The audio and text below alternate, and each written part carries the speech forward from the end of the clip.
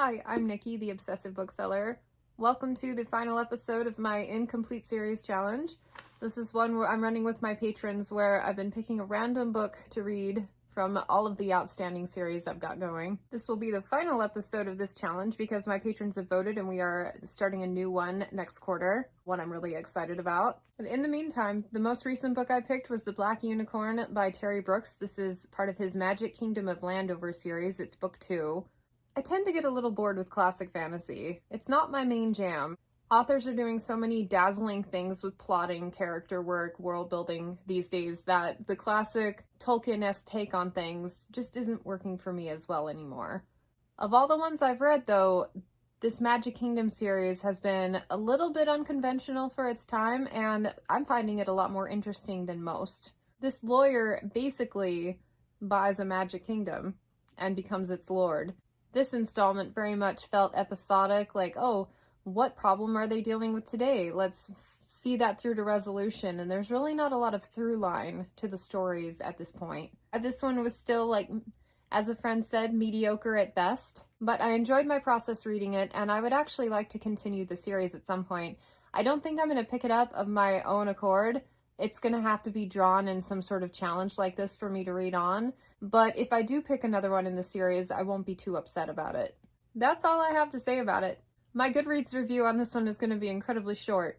It was a quick read, it was basic, it was fun. I really like Terry Brooks' writing style. He's very adept at telling the mundane things that he's telling. It's horrible. But at some point, I would like to have read most of his works. I've read the first 3 Shannara books, the first 2 of Landover now, and I think one every couple of years is a really good pace. I do have a few recommendations for other books you might like if you like the Magic Kingdom series. Because of my issue with classic fantasy, and a lot of it tends to be long-winded, the ones I like tend to be the more concise ones. So in Landover, it was pretty short and to the point, and I felt the same way about the Belgariad by David Eddings. First book is Pawn of Prophecy. This is like a 2 or 3 in 1 bind-up. Eye of the World starts off very similarly to Pawn of Prophecy, and I looked it up, and Pawn of Prophecy was written first. Down to the details of you've got a young boy who needs to go on a quest, and this dark-haired, strong, magic-infused woman comes to help him along his way. In this case, it's Polgara. But I thought all 5 books in this series were very, very well done. I like the cast of characters. The adventure was a lot of fun. Don't bother with the Malloreon. The next set of 5 books, everything you need is in this initial set. Next up, kind of an odd pick, The 5 Kingdoms by Brandon Mull. This first book is called Sky Raiders. I was trying to think of portal fantasy where the fantasy world that they get transported to is interesting. You meet a lot of creatures that you have to battle. This one kind of stood out, a very similar tone to it as well. It's a middle grade series. I've read the first 2 books. And although I prefer his Fablehaven stuff, I think if you like the essence of Landover, especially if you read Landover as a kid or a teen, I think this one would also like hit some of those nostalgic notes. Brandon Mull's always a lot of fun. And tone of writing and general atmosphere, I'm recommending Dragons of Autumn Twilight by Margaret Wise and Tracy Hickman.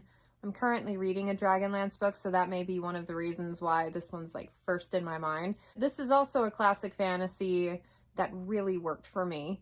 Got enough dynamics. This one I latched onto the characters a lot more than many of the others that I've tried.